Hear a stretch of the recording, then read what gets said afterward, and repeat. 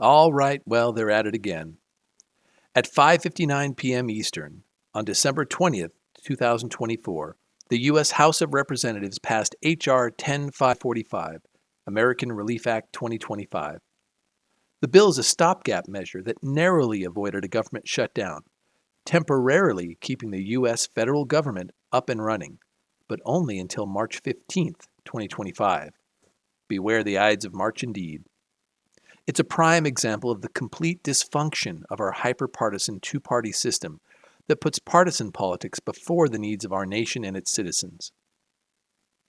Rather than allowing our nation and economy a sense of stability for the coming months and years, our own Congress has instead made our federal government a short-lived creature with a lifespan of not even a full 3 months that requires frequent and exceptional infusions of rare and precious nonpartisanship to extend its life just a little longer. Now, it's hard to find anyone in government who thinks this is a good idea. Since 1981, the U.S. federal government has shut down no fewer than 10 times, each instance disrupting all non-essential government services, furloughing hundreds of thousands of government workers, and costing American taxpayers billions and billions of dollars. This time, the reasoning behind the near shutdown was that President-elect Trump, leader of the party that campaigns on fiscal responsibility, demanded that the debt ceiling be removed entirely before the start of his term in office. Now, the debt ceiling is a political contrivance that completely flips the responsibility for budgeting and actually paying the bills that the government accumulates. It's like this. Imagine if you and your friends went to a restaurant with an agreed-upon budget that happened to be higher than the amount of cash you brought with you. You placed your orders, ate your food, and then, when the bill came, argued over whether or not you should pay it because the amount you budgeted was more than the cash you brought, and you'd have to break out your credit card. That is literally how the debt ceiling works. Every year, Congress budgets to spend more money than it has and then squabbles over whether or not to raise the debt ceiling in order to use its credit to pay for what it has already bought. The political parties then ultimately try to lay blame on each other over who is responsible for incurring this debt, with some of them risking the full faith and credit of the United States in the process, completely ignoring that they budgeted this spend in the first place. That said, the debt ceiling does serve a purpose, a partisan purpose. It creates an opportunity for the party that is not in power to blast and humiliate the party that is in power whenever they need to raise the debt ceiling in order to continue funding the government. That's it. That's why it exists today.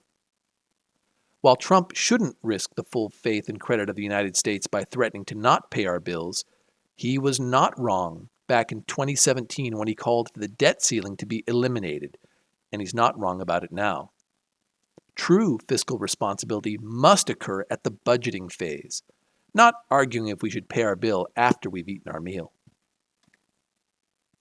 Earlier this month, President Biden granted clemency to over 1,500 individuals, including a pardon for his son, Hunter Biden. As a nation that prides itself on holding our leaders accountable, the president's power to grant clemency is one of the few powers that carries with it no accountability. A president can pardon or commute the sentence of any person with no oversight or explanation. The opportunity for abuse of this power is obvious, and the optics are horrible. In contrast, while governors of most states can grant clemency to those convicted of state crimes, a majority of states require any pardon to be affirmed by a consultative body, such as a parole board. Further, even in those states where the governor alone holds clemency power, a majority of those states require the governor to report all acts of clemency to the legislature, often with explanations for each and every act. This allows some accountability for the process, limiting the opportunity for leaders to abuse their power to benefit themselves, their families, their friends, or their fellow partisans.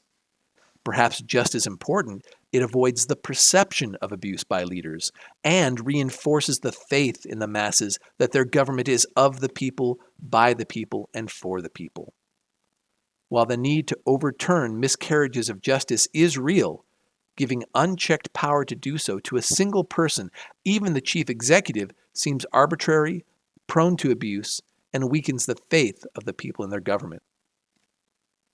Speaking further on accountability, This week, the Senate Judicial Committee reported that its investigation into potential ethics violations on the Supreme Court found that Justice Clarence Thomas and Justice Samuel Alito both accepted gifts of luxury travel that were not reported in accordance with the Supreme Court Code of Conduct. Justice Thomas, in particular, has admitted to numerous previously undisclosed instances where he was flown on private jets and hosted on private yachts by wealthy patrons, such as Texas real estate magnate Harlan Crow. The report reveals that Justice Thomas has accepted gifts and travel worth over $4.75 million by some estimates, much of which he failed to disclose. Now, the report also noted that the late Justice Ruth Bader Ginsburg and retired Justice Stephen Breyer accepted subsidized trips, but they both reported them on their annual disclosure forms. Perhaps more concerning, Justice Sonia Sotomayor was found to have used her staff to promote sales of her books during the visits to colleges. Response to the report has been predictable, with members of both political parties defending those justices who were appointed by their respective party. It should be pointed out that only recently, in November of 2023, did the Supreme Court even adopt a code of conduct for the first time in its history. This was in response to mounting pressure from apparent ethics violations by its members. This code of conduct is non-binding and unenforceable.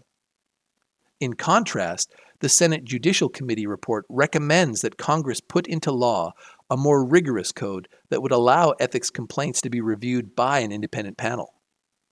Obviously, the true independent is in favor of independent panels, especially for accountability, whether it be for Supreme Court ethics or presidential pardons.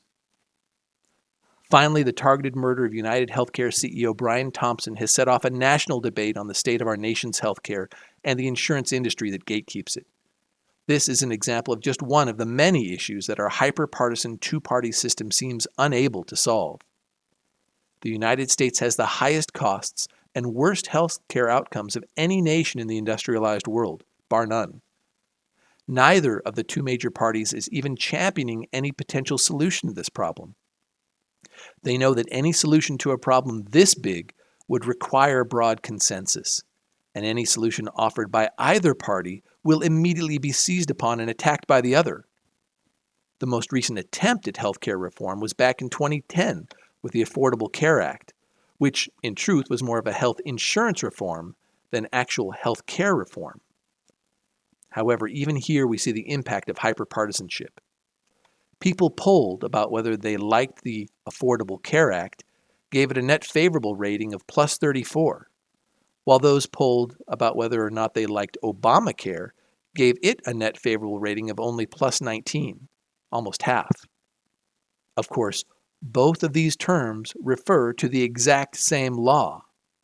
Indeed, the term Obamacare was invented by those opposed to the law in order to attempt to smear it. Both political parties spend huge sums of money and lots of energy defining each other as the greatest threat to the nation just to win more votes. Even the fact that legislation was offered by one of the parties is enough to render it bad in the eyes of the other, regardless of the impact that legislation might have. Now, with a country that is continuously split fairly evenly between the two major parties, and with those parties immediately demonizing anything offered by the other, the only hope for real solutions is for Americans to see through the manipulation and become less partisan. And our bonus this week is Matt Gaetz. Well, at least it's the release of his ethics report. The House Ethics Committee finally released its report on the investigation into Matt Gaetz, who, prior to its release, was President-elect Trump's nominee for Attorney General, the chief law enforcement officer of the federal government of the United States. While the report detailed that Gaetz regularly paid for sex and used illicit drugs on multiple occasions between 2017 and 2019, as well as had sex with a 17-year-old, it is the way the report was released that will be my focus today. Back in November, the House Ethics Committee voted against releasing this report because the 10-member panel, split evenly between the two major parties, initially voted along party lines and thus fell short of the majority required to release the report. House Speaker Mike Johnson publicly opposed the report's release to protect his fellow party member. Thus, clearing the way for Gaetz to accept Trump's nomination to the post of Attorney General. It seemed that partisanship would win and the truth remain hidden. However, on the 23rd of December, in an act demonstrating love of country and truth over love of party, Representatives Dave Joyce and Andrew Garbarino crossed party lines to join a majority that voted in favor of releasing the report. In doing so, they have ensured that Americans know who Matt Gaetz is and that Gaetz would thus be unlikely to ever be elected to a position of power again. This is proof of the positive power of nonpartisan action. We can only hope that more of our leaders, and indeed individual Americans, go beyond political party to act and vote in the best interests of our nation overall. The true independent is not only nonpartisan, but antipartisan, and offers a unique take on news and events in the U.S. and across the globe. Got a topic you'd like to hear a truly independent take on? Please post it in the comments below. And note that the format of the True Independent is currently undergoing testing and is likely to evolve in the coming weeks. Remember, partisans come looking for a fight, independents come looking for a solution. Until next time.